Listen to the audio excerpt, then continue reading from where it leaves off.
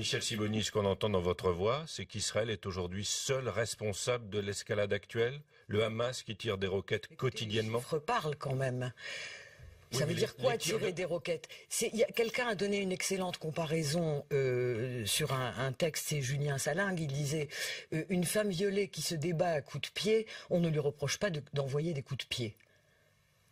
Donc Voilà. Gaza est violée, Gaza tire des roquettes. Seulement Gaza, la Palestine entière est violée. C'est comme si on se réveillait un beau matin en découvrant qu'une population se révolte. Ça fait des mois et des mois et des années maintenant que toute la Cisjordanie, que Gaza, que les Palestiniens, même en Israël, sont persécutés.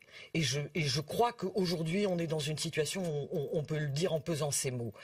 Ça fait des mois qu'il y a des morts tous les jours en Cisjordanie, que Gaza est bombardé, pourquoi c'est comme si c'était nouveau que Gaza était bombardé, qu'il y a des blessés, qu'il y a des gens, il y a 10 000 prisonniers aujourd'hui, d'accord, dont une grande partie sans procès, sans accès au dossier défense. On le sait tout ça.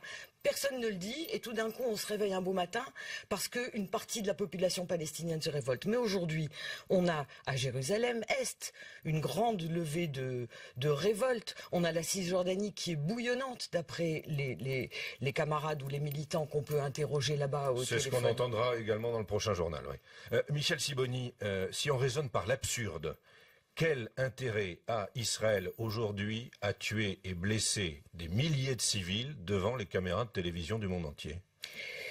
On connaît il y a au moins deux raisons connues. Une, c'est empêcher à tout prix l'unité nationale qui était en train de se former entre le Fatah et le Hamas. Entre le Fatah et le Hamas, et qui était en train, avec l'accord du Hamas, de ramener le Hamas sur un terrain beaucoup plus politique et beaucoup moins militaire. Donc il y a une volonté de tuer le Hamas politiquement.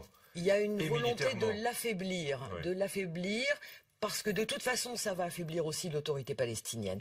Il y a si la stratégie, pour folle qu'elle soit, si elle existe, israélienne, consiste à tout faire pour empêcher une quelconque unité nationale et tout ce qui peut participer, par exemple, de la création d'un État.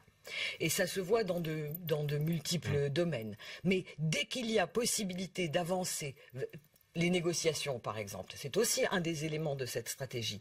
C'est faire durer les négociations, qui sont un camouflage, qui sont une feuille de vigne, comme on dit, devant ce qui se passe sur le terrain. Faire durer les négociations, quand elles échouent, et que tout le monde le dit, c'est la faute des Israéliens qui ne veulent pas, en réalité, arriver à un quelconque accord. Et quand l'unité nationale tente de se reformer du côté palestinien, alors il y a cette attaque. Michel Sibony, l'opinion publique israélienne, les sondages le disent, est majoritairement favorable à la poursuite de l'opération militaire actuelle. Comment est-ce que vous l'expliquez ? Écoutez, il y a un excellent article d'Akiva Eldar qui a été traduit en anglais. Akiva Eldar est un éditorialiste du Haaretz qui explique comment Netanyahou a gagné la bataille de l'opinion, mais c'est pas difficile en Israël. On a une opinion qui est extrêmement travaillée par une propagande qui dure depuis pratiquement la naissance de l'État, qui fait toujours vivre les gens en situation de peur et d'insécurité. Mais l'insécurité est réelle. Les tirs de roquettes du Hamas et des roquettes qui arrivent de plus en plus près des villes, c'est une réalité. Les roquettes qui sont abattues au-dessus de Tel Aviv, c'est une réalité de ces dernières semaines. C'est tout à fait la réalité. Il y a des roquettes qui tombent, elles sont en général arrêtées, et il y a, si je ne me trompe pas, il y a eu 2 morts causées par ces roquettes. Mais faire vivre les gens en situation de sensation de menace existentielle, c'est une différence. On peut être en situation de danger à des moments donnés. Faire vivre les gens en situation de menace existentielle, ce qui permet de leur faire croire que cette guerre peut utiliser tous les moyens contre des populations civiles et que tout est permis, ça c'est une autre affaire. Un autre aspect de cette question, Michel Sibony, vu de France, est-ce que vous craignez l'importation en France de ce conflit israélo-palestinien?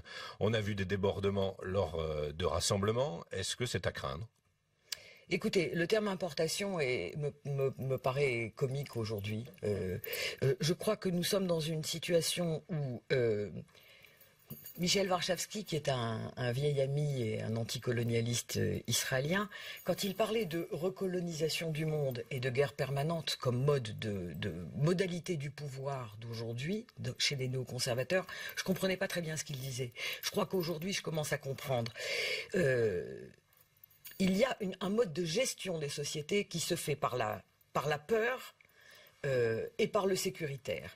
Importer le conflit, c'est aussi importer des assignations qui sont les mêmes qu'en Israël, c'est-à-dire tout ce qui est arabe est dangereux, et terroriste, et menaçant, tout ce qui est juif doit être privilégié et mis à part. De mon point de vue, c'est antisémite, si vous me demandez.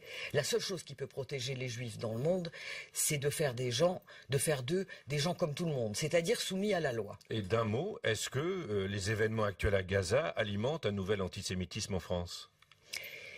C'est l'inaction internationale, la désignation d'Israël comme un État d'exception et comme un régime d'exception, et contre lequel toute tentative de protestation est criminalisée, puisque comme vous le savez, nous avons des camarades, notamment du NPA, qui sont poursuivis maintenant pour organisation de manifestations.